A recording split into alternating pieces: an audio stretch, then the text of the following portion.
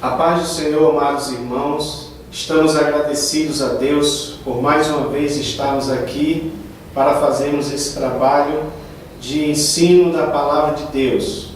E desta feita nós vamos estudar sobre a lição 5, que tem por título Pérgamo, a Igreja Casada com o Mundo. Aqui do meu lado está o presbítero Luiz Carlos, que também é diretor do Departamento da Escola Bíblica Dominical aqui no campus da Cidade Nova. Tudo bem, irmão Luiz Carlos? Tudo bem, graças a Deus. Mais uma vez nos reencontramos aqui para que nós tenhamos um momento de estudo da palavra e que de alguma forma nós possamos contribuir para o magistério cristão. Muito bem. Então, irmãos, a nossa lição, como já falei, lição de número 5, Pérgamo, a Igreja Casada com o Mundo. O texto áureo diz: não ameis o mundo, nem o que no mundo há. Se alguém ama o mundo, o amor do Pai não está nele. Mas nós não vamos falar a princípio desse texto áureo, e sim do conteúdo da lição, para que a gente possa ter um melhor aproveitamento, né? Então, na introdução, irmão Luiz Carlos, o que o senhor diria sobre essa introdução? Bom, em primeiro lugar, a palavra-chave é heresia, onde nós vamos divulgar um conhecimento a partir da rejeição voluntária dos ensinos que são referentes à palavra de Deus. Então, a palavra de ordem para esse entendimento é a heresia praticada em toda a localidade de Pérgamo, que os irmãos já bem conhecem dos assuntos anteriores, trabalhados em lições bíblicas, da sua história, que nós já entraremos em maiores detalhes. Muito bem. No primeiro tópico, nós temos aqui Pérgamo, o trono de Satanás. Então diz que Pérgamo, a cidade dos livros e da ignorância espiritual. Irmão Luiz, explique essa questão de Pérgamo como a cidade dos livros. A natureza etimológica da palavra de Pérgamo vem de pergaminho, porque existe essa cultura em toda aquela parte da Ásia para que isso seja realizado, desde a questão da curtição da pele até a própria realização dos manuscritos, daquilo que será utilizado enquanto obra bibliográfica. E a maior biblioteca, digamos assim, ela é encontrada em Pérgamo com muitos volumes, cerca de 200.000, dizem alguns estudiosos, para a época, o que seria como se fosse o grande centro da informação daquela localidade, do mundo conhecido da época. Então, quando nós encontramos essa grande quantidade de material em Pérgamo, nós temos um berço de civilização, mas ao mesmo tempo nós encontramos também espiritualmente fraca, por conta de que vai nascer aí, através dessa soberba intelectual, uma espécie de descompromisso, um descomprometimento com a palavra do Senhor, terreno propício então para entrar nesse campo da heresia. Muito bem, sobre a questão de ser Pérgamo, o trono de Satanás, eu gostaria só de mencionar um texto do livro A Vitória Final, de Stanley Orton, quando ele diz que Pérgamo era a capital romana das províncias da Ásia na ocasião em que João teve a visão, do Apocalipse. Na acrópole da cidade estava o grande altar a Zeus, chefe das divindades gregas, e em suas redondezas ficava o elegante templo dedicado à deusa Atena. Fora dos muros da cidade localizava-se o santuário ao deus da medicina Esculápio, que inclusive tinha um símbolo, como até hoje eles utilizam o símbolo da serpente.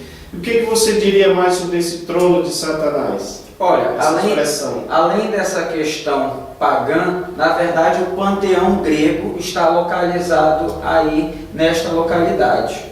é até redundante eu dizer localizado na localidade, mas é um fator que vai nos ajudar a entender esse recorte, porque as igrejas da Ásia, elas vão sofrer influência não só daquilo que é particular da região, mas pelo recorte geográfico, pela natureza portuária das suas transações comerciais, vai receber influência de muitas partes do mundo. Inclusive, quando nós temos essa miscigenação, esse ecletismo dentro do panteão grego, você vai encontrar agora uma igreja que não sabe mais diferenciar entre essa ortodoxia que nós vimos na lição passada e os seus próprios costumes, aquilo que quer então trabalhar dentro daquilo que você acabou de perguntar, dessa cosmovisão, falando do trono de Satanás. E diga-se de passagem, quando nós, meus queridos irmãos, falamos dessa questão, o trono de Satanás como se fosse uma coisa difícil de se entender, simplesmente as características das cidades que estão sendo estudadas nas cartas apocalípticas, nós vamos reivindicar um entendimento para cá, que é uma designação ligada a essas características, a essas cidades, dado o desenvolvimento intelectual, o culto ao imperador e a esse panteão grego.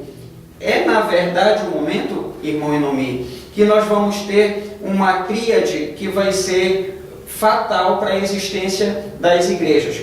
Como a gente pode provar isto? Através da tese, que é a palavra de Deus, a antítese, que é o conhecimento do povo, baseado naquilo que eles querem, então, ter como verdade de suas vidas, naquilo que a gente considera um manual teológico para as nossas vidas. Seria a ortopraxia comentada na lição anterior. Então é como se a igreja em Pérgamo tivesse a síntese de tudo aquilo que ela acredita, baseado nessa verdade, a palavra de Deus e o costume sincretizado. E aí então nós temos uma síntese que entra como devastadora do ambiente cristão, do ambiente que poderia resultar da salvação de muitas almas ali naquele lugar.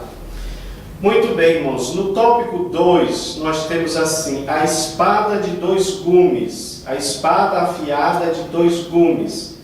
É quando Cristo diz aqui, logo no versículo 12, Apocalipse capítulo 2, versículo 12, ao anjo da igreja que está em Pérgamo, escreve isto: diz aquele que tem a espada afiada de dois fios. Então, irmão Luiz, nós sabemos que espada na Bíblia está relacionado com julgamento, com justiça, né? Então, o que seria mais, o que o senhor pode definir mais sobre esta espada de dois gumes que se refere a Cristo? Nesse livro apresentado, da Vitória Final de Stanley Orton, a partir da página 43, nós vamos verificar que ele vai fazer esse apelo, essa chamada, esse arrependimento. Bom, essa chamada se trata também dessa apresentação do Cristo Jesus, enfatizando o poder da sua espada, o poder da palavra de Deus. Jesus afirmando ainda conhecer o lugar onde a igreja está estabelecida, suas condições adversas, porém, sobretudo, a fidelidade dos crentes perseguidos e martirizados nesta igreja, como nós acompanharemos também, entre outras coisas, como que sobressai a história de Antipas para esse momento tão importante da história.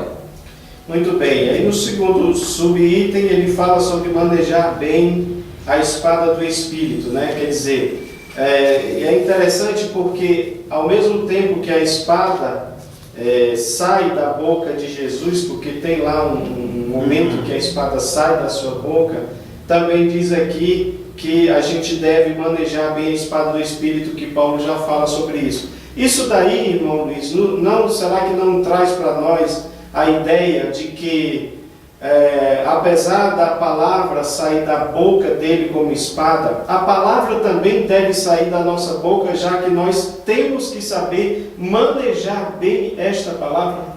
Com certeza. Inclusive, meus queridos, lá na sua lição, no seu material, você vai observar o martírio de Antipas, não concordando com essa situação. Antes de nós entrarmos nessa parte, eu quero que a gente atente para um detalhe. Quando Elias, Elias nasceu para confrontar uma sociedade da época, baseada na corrupção. Então, quando se estabelece Elias, se estabelece também o nome de Jeová, o nome do Deus vivo, em detrimento àquela sociedade corrupta.